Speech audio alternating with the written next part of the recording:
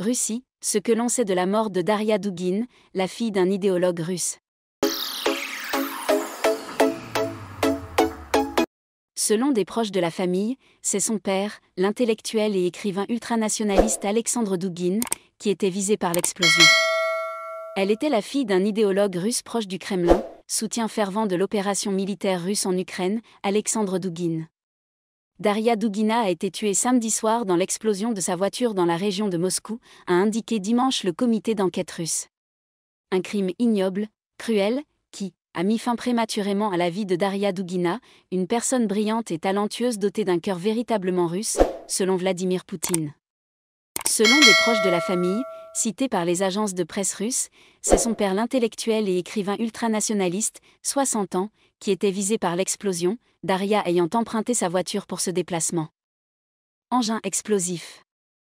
Daria Dugina, journaliste et politologue, qui affichait elle aussi un soutien ouvert à l'offensive russe en Ukraine, était au volant d'une Toyota Land Cruiser au moment où celle-ci a explosé avant de prendre feu, sur une autoroute près du village de Bolchiviazony, à une quarantaine de kilomètres de Moscou, selon le communiqué. La jeune femme, née en 1992, a été tuée sur les lieux, précise-t-il. Selon les enquêteurs, un engin explosif a été placé dans le véhicule et tout porte à croire que le crime a été planifié à l'avance et commandité, souligne le communiqué. Une enquête pour homicide a été ouverte, ajoute le comité, chargé des principales investigations criminelles dans le pays. Selon les services spéciaux russes, la voiture conduite par Daria Dugina a été piégée par une femme de nationalité ukrainienne née en 1979, identifiée par les services de sécurité russes FSB comme Natalia Vovk, arrivée en Russie en juillet avec sa fille mineure, née en 2010. Toujours selon le FSB, cette personne avait notamment loué un appartement dans l'immeuble où vivait Dugina et elle s'était rendue samedi à un festival culturel où la journaliste et politologue était elle aussi présente. Cette femme ukrainienne se serait ensuite enfuie en Estonie avec sa fille. Doctrine eurasiste. Promoteur de la doctrine eurasiste, une sorte d'alliance entre l'Europe et l'Asie sous direction russe, Alexandre Dugine, qui influence une partie de l'extrême droite française, est visé depuis 2014 par les sanctions de l'Union européenne prises dans la foulée de l'annexion de la péninsule ukrainienne de Crimée par la Russie. Ces dernières années, l'Ukraine a interdit plusieurs de ses ouvrages, notamment Ukraine. Ma guerre. Journal géopolitique et revanche eurasiatique de la Russie. Alexandre Dugine, surnommé par certains médias « le cerveau de Poutine », est parfois présenté comme étant proche du président russe.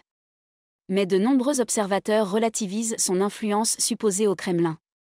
Nicolas Tanzé, spécialiste des questions stratégiques et internationales et enseignant à Sciences Po, explique par exemple que l'idéologue n'était pas proche de Poutine, ni membre de son premier cercle, et que le Kremlin le tenait à distance. En revanche, les thèses de Dugine constituent le substrat idéologique, mais pas exclusivement, des thèses radicales de Poutine. Elles alimentent en partie ses propagandistes les plus extrêmes, explique encore le spécialiste sur les réseaux sociaux. Pour sa part, Daria Dugina était visée par des sanctions britanniques depuis juillet, Londres l'accusant de diffuser en ligne des désinformations sur l'Ukraine. Moscou accuse Kiev. Le dirigeant de la République populaire de Donetsk DNR, autoproclamé par les séparatistes pro-russes dans l'est de l'Ukraine, Denis Pouchiline, a accusé dimanche les forces ukrainiennes d'être derrière l'assassinat de Daria Dugina. Les terroristes du régime ukrainien ont tenté de liquider Alexandre Dugine, mais ont fait exploser sa fille, a affirmé Denis Pouchiline sur Telegram. Si la piste ukrainienne se confirme, et elle doit être vérifiée par les autorités compétentes, il s'agira de la politique du terrorisme d'État mise en place par le régime de Kiev, a réagi sur Telegram la porte-parole de la diplomatie russe Maria Zakharova. Les services de sécurité russes FSB ont également accusé lundi les services spéciaux ukrainiens d'avoir tué la fille d'un idéologue réputé proche du Kremlin, morte dans l'explosion de sa voiture près de Moscou, ont rapporté les agences de presse russes. Pour sa part, un conseiller de la présidence ukrainienne, Mikhailo Podolyak, a démenti toute implication ukrainienne dans cet attentat. L'Ukraine n'a sans aucun doute rien à voir avec l'explosion d'hier, parce que nous ne sommes pas un État criminel, a-t-il affirmé, lors d'une intervention télévisée. Quoi qu'il en soit, cette mort pourrait engendrer une aggravation du conflit.